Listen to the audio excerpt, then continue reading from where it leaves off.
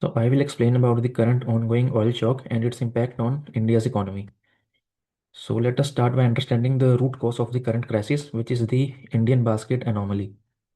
So most analysts track global Brent crude, but India's import basket is well diversified, and we don't just import Brent crude, but also other grades from other countries.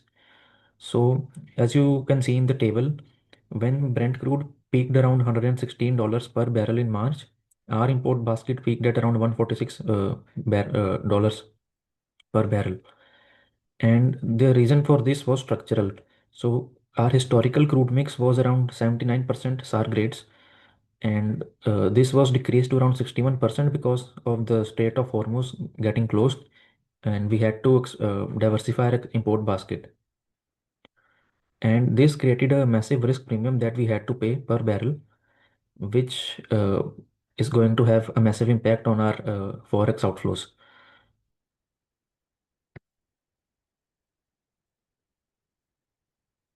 So let us see how does this massive outflow hit our national accounts. So you can look at the current account identity on the screen. Our net exports, which is the NX highlighted in red, has become deeply negative, driving a $310 billion trade deficit. This is caused by this massive strategic vulnerability, that is, we are importing 88% of our crude oil from other countries. To understand the impact, we can also look at the $10 rule of thumb, which says that every $10 increase in global crude pushes our CAD wider by around 0.3 to 0.4% of GDP. Therefore, the massive Q1 price surge adds up to around $100 billion annualized penalty to our sovereign import bill. Because our short-term petroleum demand is strictly inelastic, meaning the Marshall-Lenner condition fails here, we cannot simply buy less oil to balance the math. We are forced to absorb the volume, directly importing global inflation and bleeding our sovereign wealth. So how do we finance this exploding current account deficit? Though the identity equation tells us that either we need capital inflows or we must deplete our forex reserves. But look at the bottom left.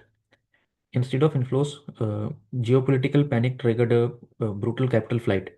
In just 2 weeks, foreign investors pulled $11 billion or over 1 lakh crore rupees out of India when we needed it the most. With capital fleeing and oil bills surging, the rupee crashed towards 95 against the dollar. And as the chart illustrates, RBI had done some intervention, burning around $19 billion in reserves to defend the currency.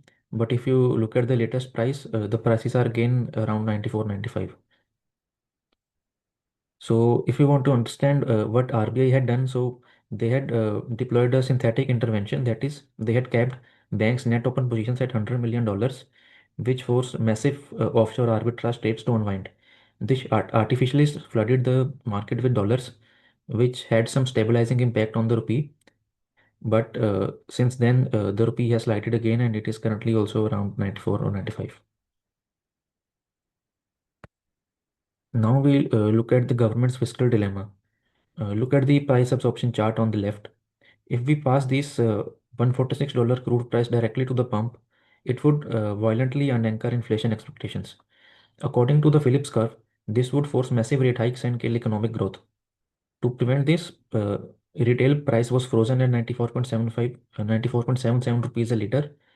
This is for one particular state. Different states have different prices, but mostly the prices have remained fixed. But this fixing of prices has forced our state-owned oil marketing companies to absorb this shock, which is bleeding around 2,400 crore rupees every single day.